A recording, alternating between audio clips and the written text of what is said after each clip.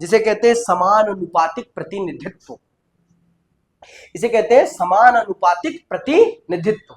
यहां पर इस व्यवस्था में आपको वोट के परसेंटेज के हिसाब से क्या मिलती हैं? सीटें। जितने आप परसेंटेज में वोट पाएंगे उतने ही आप सीटें पाएंगे।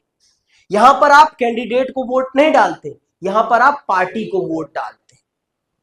समानुपातिक प्रतिनिधित्व प्रणाली में आप कैंडिडेट को वोट नहीं डालते, आप पार्टी को वोट डालते हैं। पर सर्वाधिक वोट से जीत वाली प्रणाली में आप प्रत्याशी को वोट डालते हो, कैंडिडेट को वोट डालते हो। समझ में आई बात? तो आइए पढ़ते हैं इस दूसरी चुनाव व्यवस्था को।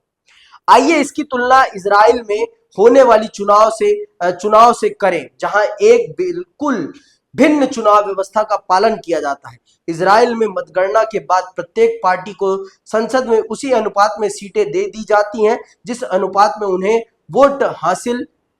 वोट में हिस्सा मिलता है। आगे प्रत्येक पार्टी चुनाव से पहले अपने प्रत्याशियों की एक प्राथमिकता सूची जारी कर देती है और अपने उतने ही प्रत्याशियों को उस प्राथमिकता सूची से चुन लेती है जितनी सीटों का कोटा उसे दिया जाता है।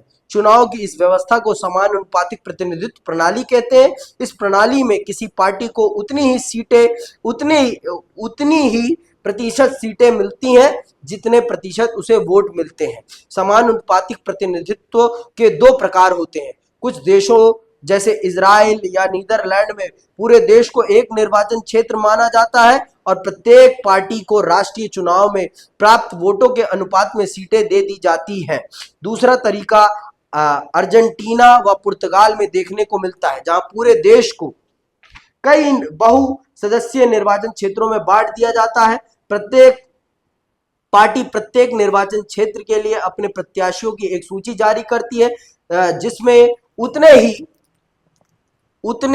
ही नाम होते हैं जितने प्रत्याशियों को उस निर्वाचन क्षेत्र में चुना जाना होता है। इन दोनों ही रूपों में मतदाता राजनीतिक दल को वोट देते हैं, ना कि उनके प्रत्याशियों को। एक पार्टी को किसी निर्वाचन क्षेत्र में जितने मत प्राप्त होते हैं उसी आधार पर उसे उस निर्वाचन क्षेत्र में सीटें दे दी जाती हैं।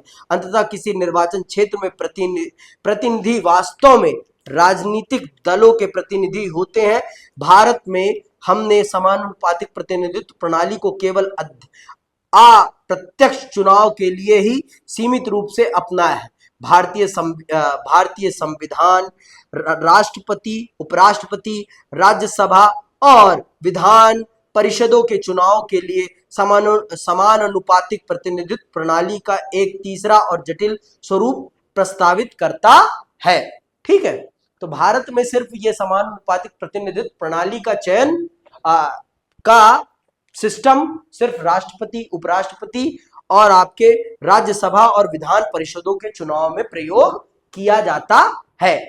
ठीक है, तो आइए समझ लेते हैं प्रमुख तौर पर आपके सर्वाधिक वोट से जीत वाली प्रणाली में और समानुपातिक प्रतिनिधित्व प्रणाली में मूल अंतर क्या है।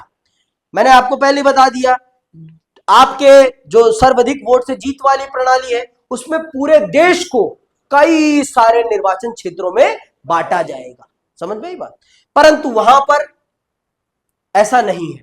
वहां पूरे देश को एक निर्वाचन क्षेत्र या देश को कई निर्वाचन क्षेत्रों में बांट देंगे। लेकिन जैसे भारत में 543 ऐसे नहीं बढ़ता वहां पर। समझ में आई बात? और यहां पर जो सर्वाधिक वोट से जीत वाली प्रणाली है, यहां पर व्यक्ति को वोट डाला जाता है और वहां पर पार्टी को वोट डाला जाता है। समझ में आई बात? ठीक है, पार्टी को प्राप्त वोटों, यहां पर आप देखो, पार्टी को प्राप्त वोटों के अनुपात से अधिक या कम सीटें विधायिका में मिल सकती हैं। यहां पर वोट परसेंटेज मैटर नहीं करता। कहां पर?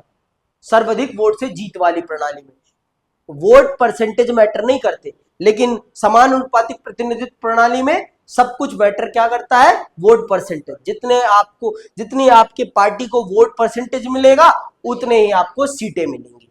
समझ में आई बात? और देखो, विजयी उम्मीदवार को जरूरी नहीं कि वोटों का बहुमत प्राप्त हो। सर्वाधिक वोट से जीत वाली प्रणाली में प्रत्याशी के लिए कदापि आवश्यक नहीं है कि वो कुल वोटों का 50% प्लस 1 वोटिंग परसेंट पाए तभी वो उस निर्वाचन क्षेत्र का प्रतिनिधि बनेगा। कदापि ये आवश्यक नहीं है। क्या आवश्यक है कि वो अपने साथ खड़े उम्मीदवारों से ज्यादा वोट पाए, ये जरूरी है। किसमें? सर्वाधिक वोट से जीत वाली प्रणाली में। लेकिन यहां पर आपको अपने प्रतिद्वंदी से ज्यादा वोट पाने ही हैं, तभी आप जीते हुए कहलाएंगे। ठीक है, तो उदाहरण के तौर पर ये सिस्टम कहां कहां है? यूनाइटेड किंगडम अर्थात ब्रिटेन में और भारत में।